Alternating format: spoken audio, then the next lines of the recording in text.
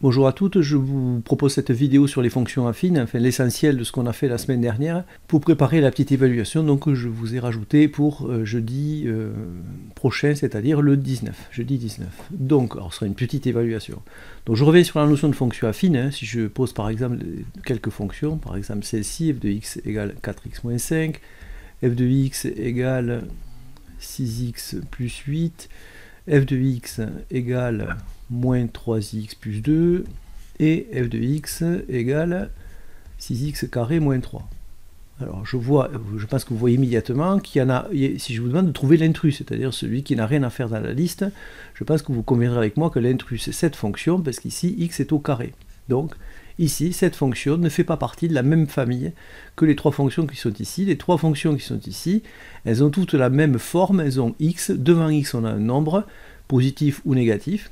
Ici ce nombre c'est moins 3, ici ce nombre c'est 4, et derrière x on a un nombre positif ou négatif. Ici ce nombre c'est moins 5, ici c'est 8 et ici c'est 2. Donc en fait chaque fois qu'on a une fonction comme ça, on dira que le nombre devant x on l'appelle a, donc on a un nombre a fois x et on a un autre nombre b. C'est-à-dire que a et b peuvent être positifs ou négatifs. Et chaque fois qu'une fonction est définie par une relation comme ceci, c'est une fonction affine.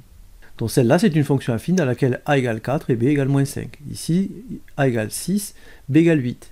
Ici, a égale moins 3, b égale 2. Et ici, ça n'est pas une, parce que x est au carré, ça ne colle pas avec la forme. Par exemple, si je posais cette fonction, ça ne marcherait pas, puisqu'elle n'est pas conforme à la forme. Ce n'est pas une fonction affine non plus. Alors les fonctions affines donc, ont toutes une particularité, c'est que leur représentation graphique est une droite. Donc si je trace la courbe représentative d'une fonction de cette forme-là, j'aurai une droite. Et donc, on aura une droite. Alors la droite, elle peut monter ou elle peut descendre.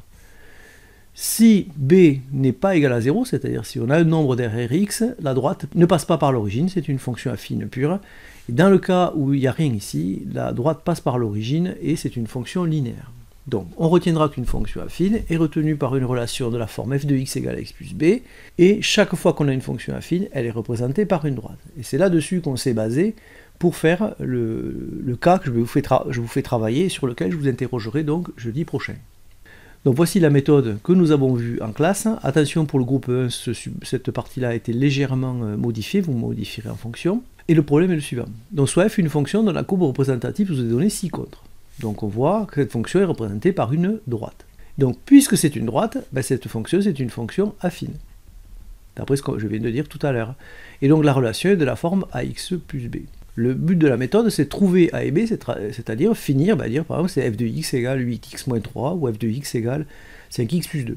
Donc pour arriver à faire ça, trouver la valeur des coefficients a et b, pour trouver le coefficient a, on choisit deux points de la droite, si possible à coordonnées entières. C'est-à-dire ici je ne prendrai pas par exemple ce point-là, parce que les coordonnées ne vont pas être des nombres entiers. Donc je vais prendre des coordonnées entières. Donc par exemple ce point ici irait très bien. Celui-ci irait très bien, parce qu'il a les coordonnées qui tombent juste, hein, tout simplement, et éventuellement celui-ci aussi. Alors moi j'en ai besoin que de deux, donc je vais prendre celui-là, je vais dire qu'il s'appelle A, et celui-là s'appelle B. Mais j'aurais très bien pu mettre n'importe lequel des points. Donc ici, A pour coordonnées, je vous rappelle que X c'est là, et Y c'est là. Donc A pour coordonnées 0, et moins 2 pour Y. Donc 0 et moins 2. Et pour B, vous avez, B c'est ici, donc 2 et 4. Une fois que vous avez identifié les coordonnées, le coefficient A se calcule avec de la formule suivante que je vous donne, YB moins YA sur XB moins XA. Les formules seront données. Vous n'avez pas à les mémoriser, vous avez juste à savoir les utiliser. Alors pour ça, simplement, il va falloir remplacer par les valeurs qui sont ici. En se rappelant que le point A a une abscisse qu'on note X, une ordonnée qu'on note Y, et puisqu'on parle de A, ici c'est XA, ici c'est YA. Et ici, le point s'appelle B, ça c'est X, ça c'est Y, là vous avez XB et là vous avez YB. Donc pour calculer A, on va prendre la formule et on va remplacer YB par sa valeur. Donc YB vaut 4, donc on va mettre 4. Dans la formule ensuite il y a un moins, et on va chercher la valeur de YA. YA vaut moins 2, donc ça fait 4 moins moins 2. Mais comme on ne peut pas laisser deux signes négatifs l'un à côté de l'autre, on met des parenthèses. En bas, on a XB, XB c'est 2, le moins de la formule, et XA qui vaut 0. On effectue le calcul, donc ça on fait ça avec une calculatrice qui a un trait de fraction, donc ce qui fait 3. Pour trouver le coefficient B, alors j'avais donné au groupe 1 une mauvaise méthode, finalement on a corrigé le tir pendant qu'on a fait les exercices. Donc en fait, là, c'est la méthode la plus efficace. On choisit un des points, donc je reprends le point A, le même, 0, moins 2. Ça c'est toujours XA et ça c'est toujours YA. Et j'utilise une formule, donc la formule est la suivante, B égale YA moins A fois XA. Et je remplace. YA vaut moins 2. Le moins de la formule, ici c'est un moins, et petit a, on va chercher ce qu'on a calculé juste avant, donc c'est obligé de respecter dans cet ordre-là.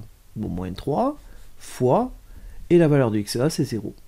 Si j'effectue ce calcul sur une calculatrice, j'obtiens moins 2. La dernière étape, on va remplacer, on va prendre cette relation, et à la place de A on va mettre 3, à la place de B on va mettre moins 2. Ça va donner f de x égale 3x moins 2. Et vous voyez bien que ça correspond bien à l'expression d'une fonction affine. C'est la fin de cette méthode. On va maintenant voir les cas que nous avons traités en classe. Alors on commence par le cas numéro 1.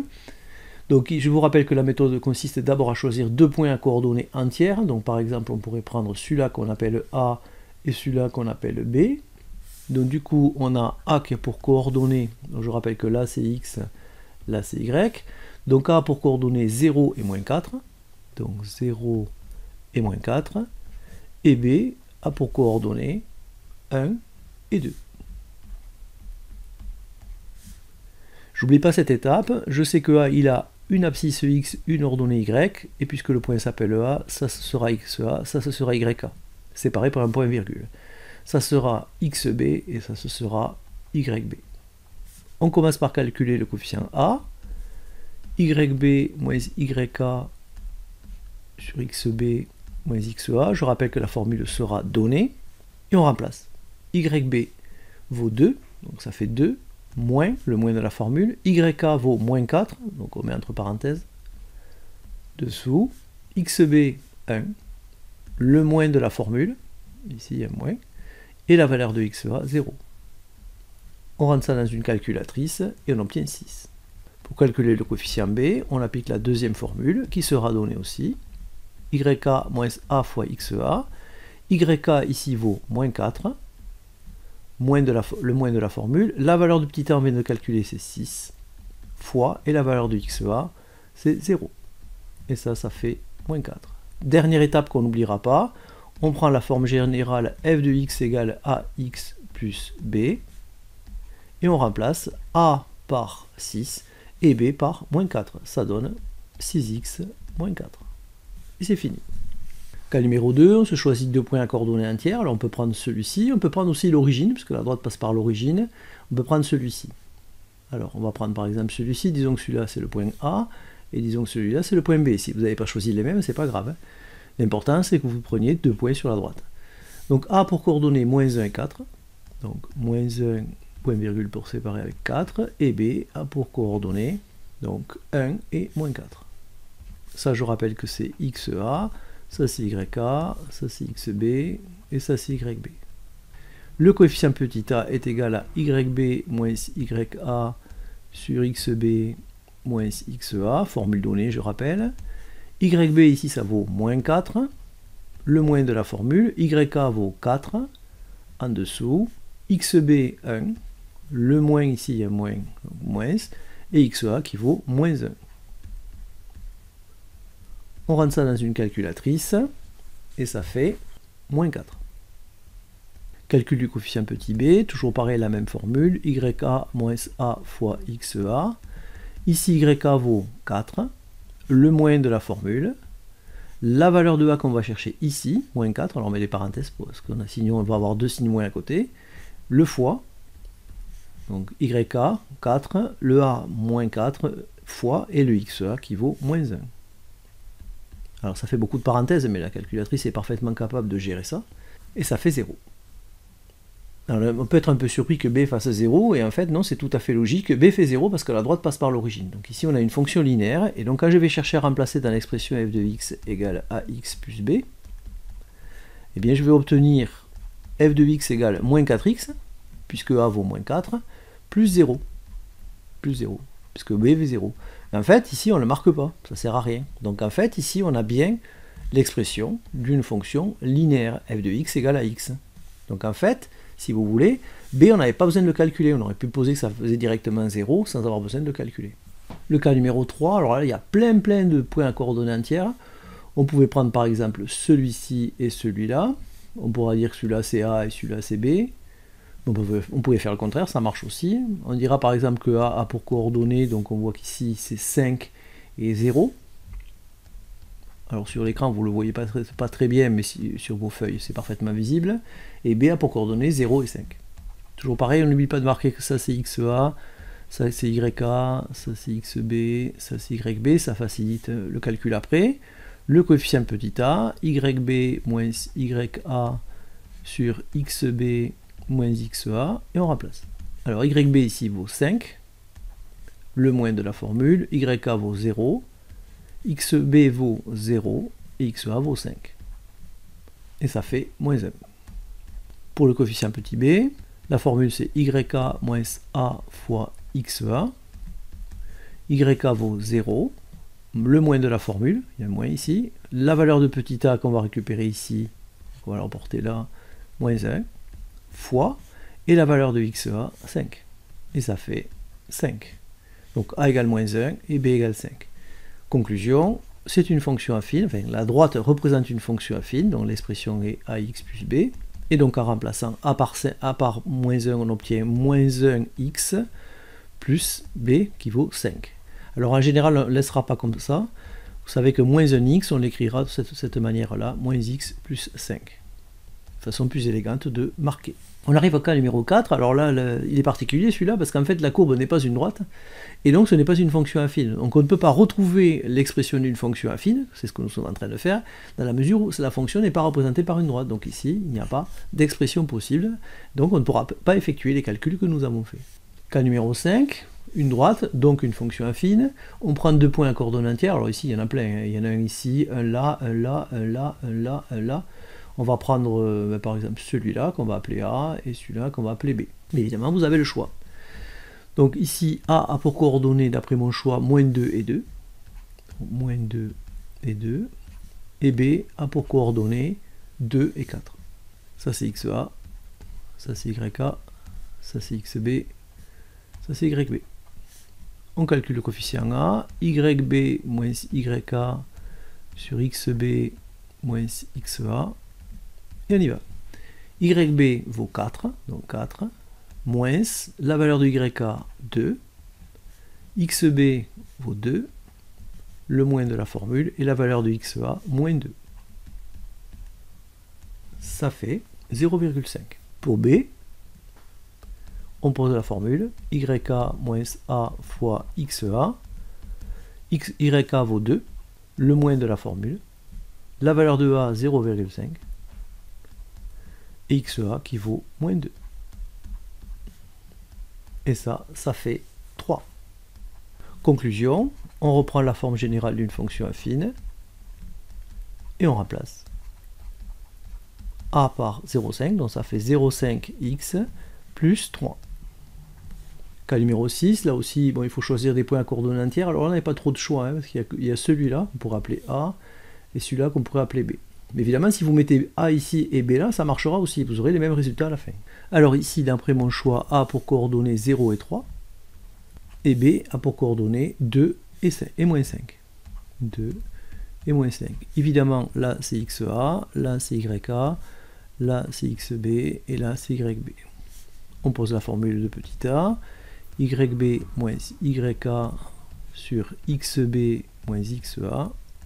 YB ici ça vaut moins 5, le moins de la formule, la valeur de YA 3, XB 2, XA 0. On effectue le calcul, ça fait moins 4. Pour la valeur de B, la formule c'est YA moins A fois XA, Y de A c'est 3, le moins de la formule, la valeur de A c'est moins 4, on vient de le calculer, fois, et la valeur de XA c'est 0. Donc ça fait 3. Conclusion, c'est une droite, donc elle représente une fonction affine, dont l'expression est de la forme f de x égale x plus b. On remplace a par moins 4 et b par 3, ça donne f de x égale moins 4x plus 3. Dernier cas, le cas numéro 7, alors on avait quand même pas mal de points à coordonnées entières, on avait celui-là, celui-là, celui-là, celui-là. Donc il fallait choisir, on peut prendre celui-là ou celui-là et faire le même calcul. On pouvait aussi remarquer que la droite passe par l'origine, et donc forcément nous aurons B égale 0. Mais si on ne le voit pas, c'est pas grave, on peut faire le calcul quand même. Donc considérons que ça c'est le point A et ça c'est le point B. Encore une fois, vous pouvez choisir différemment. A pour coordonnées 2 et 3. Et B a pour coordonnées 4 et 6. Donc ça c'est XA, ça c'est YA, ça c'est XB, et ça c'est YB. Calcul du coefficient petit a, je rappelle la formule qui vous sera donnée, YB moins YA sur XB moins XA, et on y va. YB 6, YA 3, ici le moins c'est le moins de la formule, c'est le signe égal, XB 4, le moins de la formule, et XA 2. Ça fait 1,5. Pour le calcul du coefficient petit b, donc soit on voit que la droite passe par l'origine et on met directement b égale 0, soit si on ne le voit pas, ben on fait le calcul. YA moins A fois XA, et on sait qu'on doit trouver 0. Donc YA fait 3, moins, petit a fait 1,5, fois, et la valeur de XA c'est 2. Et ben ça fait 0. Conclusion, soit on pose directement f de x égale 1,5x, soit si on ne le voit pas, on se dit qu'on a une fonction affine dont la relation est de la forme f de x égale à x plus b, et on remplace donc du coup a par 1,5, donc 1,5x, b par 0, plus 0, et donc le plus 0 on ne le marque pas, et donc ça fait bien f de x égale 1,5x. Voilà, c'est la fin de ces applications et de cette vidéo.